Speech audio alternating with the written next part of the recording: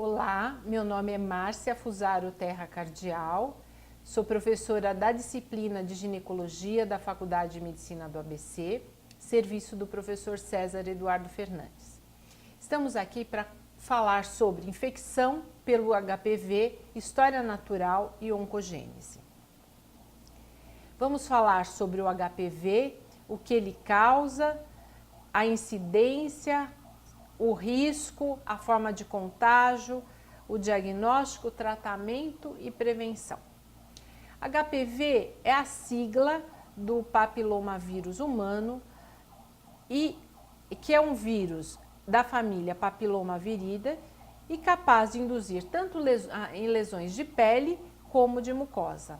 As doenças mais frequentes são verruga genital e câncer de colo de útero, mas também os cânceres de pênis, de ânus, de orofaringe também são causados pelo HPV com menor incidência.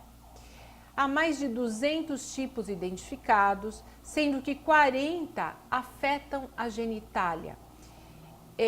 Dentre esses 40 existem os tipos de alto risco oncogênico, por volta de 15 tipos, nos quais se destacam 16 e 18 que estão presentes na maioria dos cânceres cérvico-vaginais em todo o mundo. E os de baixo risco oncogênico e que predominam o 6 e o 11, causando verrugas genitais. As verrugas genitais, então, são causadas pelo tipo 6 e 11 em mais de 90% dos casos, e o risco estimado de um indivíduo desenvolver verrugas ao longo de sua vida é cerca de 10%. As verrugas genitais ocorrem no seu pico de incidência entre 20 e 24 anos, ou seja, no adulto jovem. A verruga genital pode ocorrer em vulva, podem ser lesões pequenas ou lesões muito extensas como essa. Lesões no colo do útero, aqui podemos exemplificar uma lesão de laringe. Mas também lesões perianais, lesões de boca, lesões de mãos, de pênis podem ocorrer. Nessa lesão clínica do HPV, o condiloma anogenital. De 50% a 80% das mulheres sexualmente ativas vão ter a infecção pelo HPV antes de 50 anos. E é importante, apesar da alta incidência do vírus, é importante esclarecer que não é sinal nem de promiscuidade e nem de infidelidade. No câncer de orofaringe, também relacionado ao HPV, podemos exemplificar o ator Michael Douglas, que teve o câncer de garganta ocasionado pelo HPV. Vejam, o HPV pode se instalar e, apesar de ser uma doença benigna, porque essa doença laríngea geralmente é causada pelos tipos 6 e 11, tem um comportamento maligno. Então, é importante prevenir essa doença. Existem as formas juvenil, a forma adulto, e que pode ocasionar inicialmente rouquidão e acabar levando ao diagnóstico da papilomatose laringe. Também podemos observar tanto a verruga no pênis, mas também, apesar de baixa incidência, também o câncer de pênis, que tem uma prevalência do HPV por histologia no carcinoma escamoso basaloide por volta de 66% e verrucoso em 22%. O HPV do tipos 16 e 18 são os mais frequentemente encontrados. O câncer anal também pode ser relacionado ao HPV 16 e 18 em cerca de 93% dos casos. E as mulheres perfazem um total de 54% dos casos de câncer anal. Vejam, a taxa de mortalidade de cânceres relacionados ao HPV no Brasil de 96 a 2010 nas mulheres e nos homens obedeceram uma estabilidade de números, uma estabilidade de incidência anual. Não houve redução na incidência dessas lesões, apesar de serem feitos alguns métodos para que se faça o diagnóstico e tratamento dessas lesões. O colo do útero, em 2013, observava-se por volta de 17 mil casos novos e orofaringe por volta de 4 mil casos novos na mulher e por volta de 10 mil casos novos no homem. A taxa de incidência tem sido sempre assim, 17 mil, 18 mil, 15 mil, a taxa mais encontrada no último ano foi por volta de 15 mil casos novos e nós sabemos que a cada 2 minutos uma mulher morre por câncer de colo de útero no mundo todo. Por volta de 500 mil casos novos de câncer de colo no mundo e por volta de 274 mil mortes por câncer de colo de útero. Se nós não cuidarmos, nós vamos chegar a aumento dessas taxas de incidência e de mortalidade. Portanto, a prevenção do câncer de colo de útero se faz necessária. Sabemos que esse câncer está relacionado ao HPV e nós precisamos entender um pouco qual é a forma de contágio, como se faz a penetração desse vírus na célula. 98% dos casos de contágio acontecem pelo contato pele-pele ou pele-mucosa. 2% é por outras vias, transmissão transplacentária, por toque, enfim. A maioria das pessoas infectadas não sabem que tem o vírus, especialmente no homem que o vírus aparece, ali muitas vezes vai embora, ele infecta a mulher e ele se livra do vírus. Mais de metade das pessoas infectadas adquirem a doença após um único contato sexual.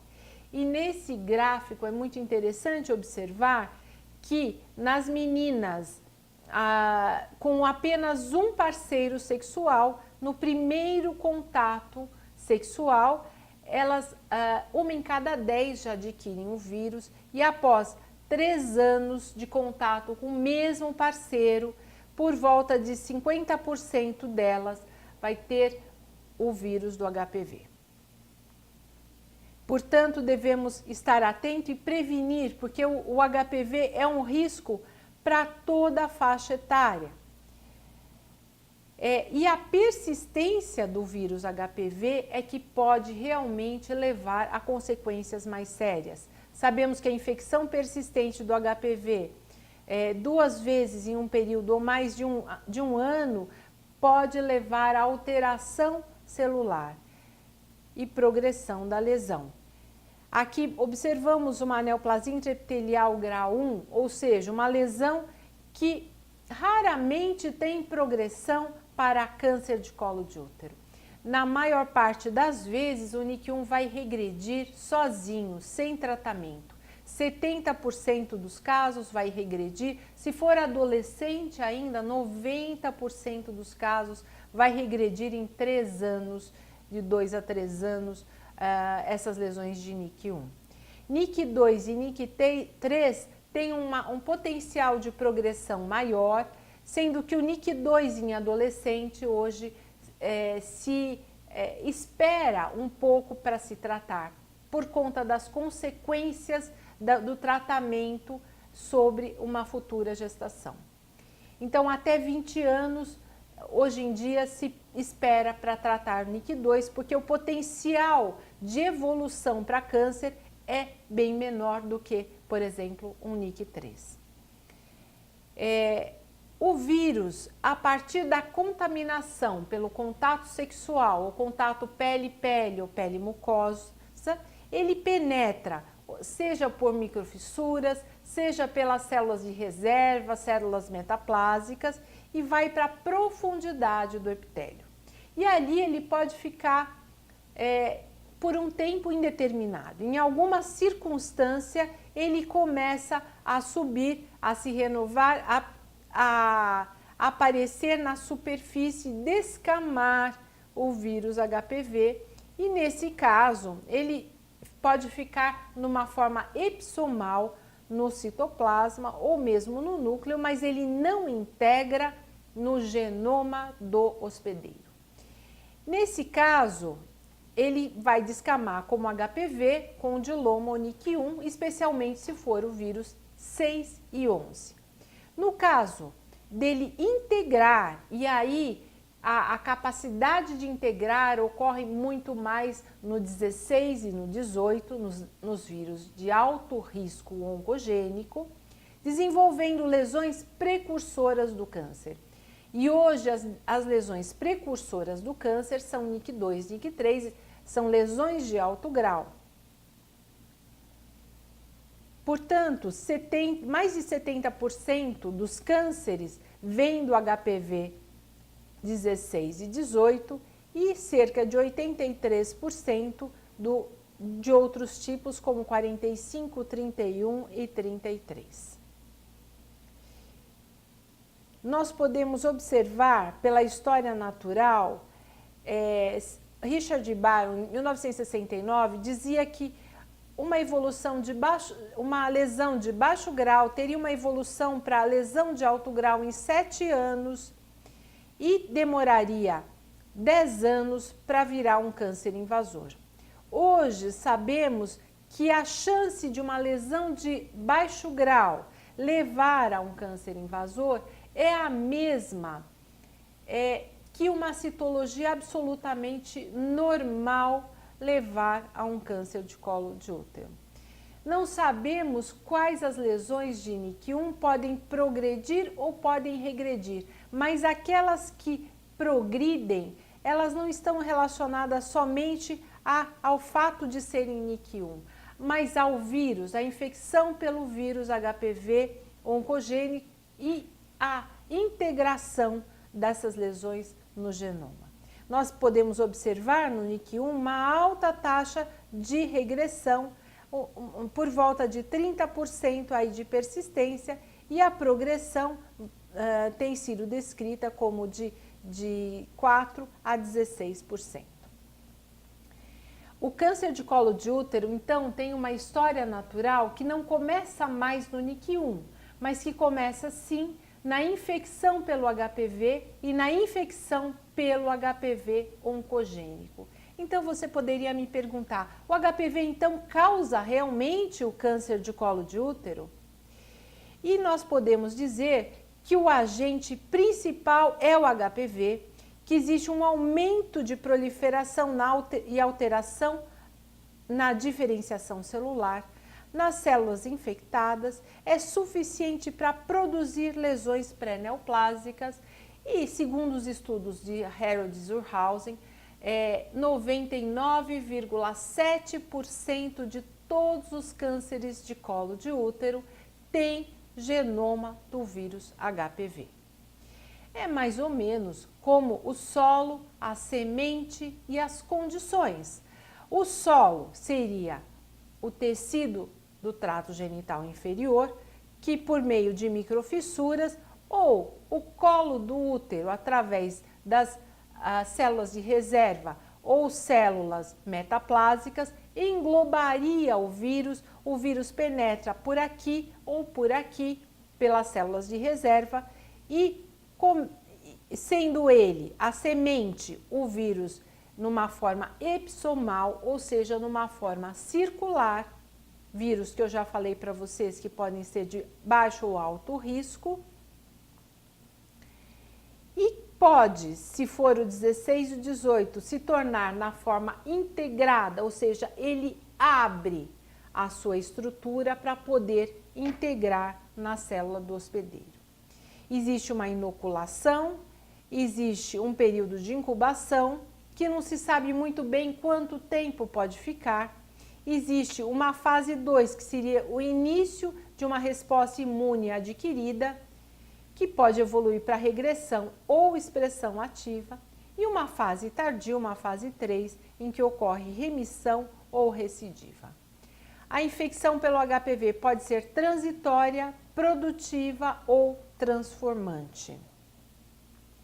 Na infecção transitória, a regressão é espontânea. Por exemplo, essas lesões de HPV são infecções, a prima infecção pelo HPV, às vezes o médico nem percebe que a mulher teve aquela infecção e a mulher elimina aquela lesão sozinha. Uma infecção produtiva é aquela que interrompe o ciclo de divisão celular no G0 e começa a haver uma replicação de células infectadas pelo condiloma e pelo HPV. E aqui nesse caso de baixo risco, uma replicação celular muito intensa. O HPV pode também trazer uma infecção transformante, e nessa infecção transformante é quando o genoma é englobado pelo hospedeiro e vai causar as lesões de alto grau. Essa é uma lesão de alto grau, uma lesão de NIC3, uma lesão em que no colo do útero se apresenta como uma área acetobranca, existe um acetobranqueamento quando eu aplico um líquido chamado ácido acético e observo esse tecido, esse colo de útero na colposcopia. E quando aplicamos a reação de Lugol, podemos observar aqui uma área amarelo mostarda. Portanto, quando nós falamos de oncogênese, o vírus penetra no epitélio, a semente penetra no solo, fica na profundidade do epitélio e, em alguma circunstância, ele vai se manifestar. Ele vai entrar em fase de expressão viral. E essa expressão viral tem que bloquear algum sistema, algum mecanismo de defesa nosso que faz com que haja apoptose celular, ou seja, existe uma morte celular programada das células com defeito. Um DNA, por exemplo, danificado, estimula a produção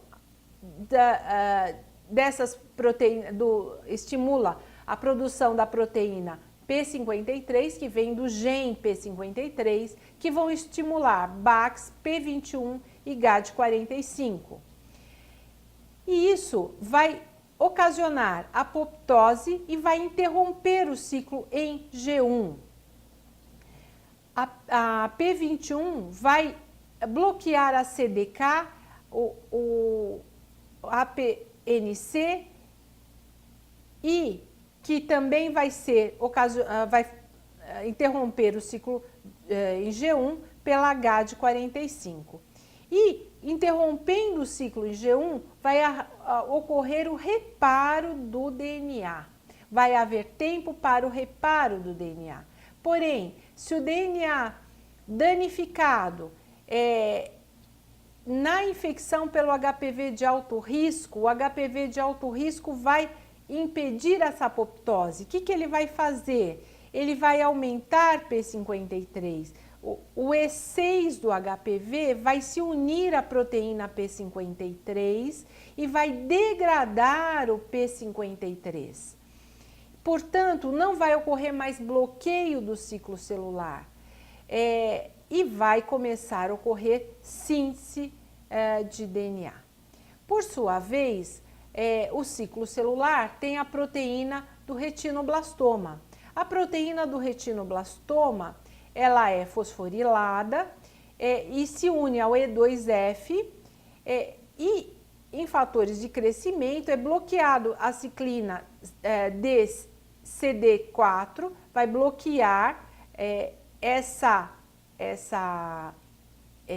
esse PRB e E2F e vai liberar o PRB com E2F e vai impedir a síntese do material genético que foi produzido de forma errônea.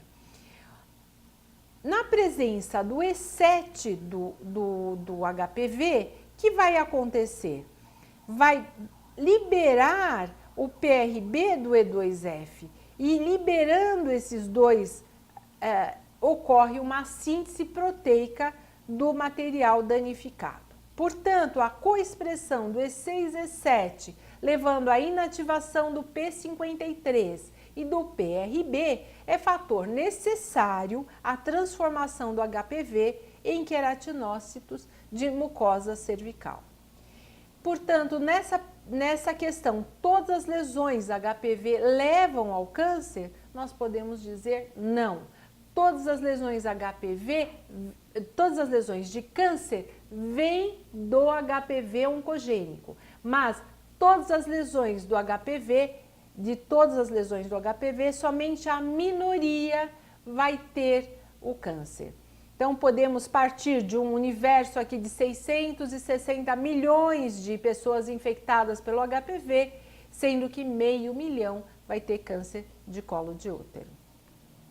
Portanto, o HPV precisa estar presente, sim, precisa ser de alto risco para que haja uma oncogênese, para que haja uma transformação dessas células de uma infecção para um câncer. Mas além do alto risco, precisamos uma alta carga viral, precisa ser integrado, persistente, haver uma permissividade celular e condições imunológicas propícias. Ainda também precisa ter essa histocompatibilidade homozigota da arginina do P53, aumentaria a permissividade para o câncer. Portanto, de todas as mulheres que têm o HPV, apenas a minoria vai ter câncer. Então, precisamos fazer prevenção e precisamos orientar para que não haja desespero também das nossas pacientes quando adquirem uma infecção pelo HPV. Muito obrigada.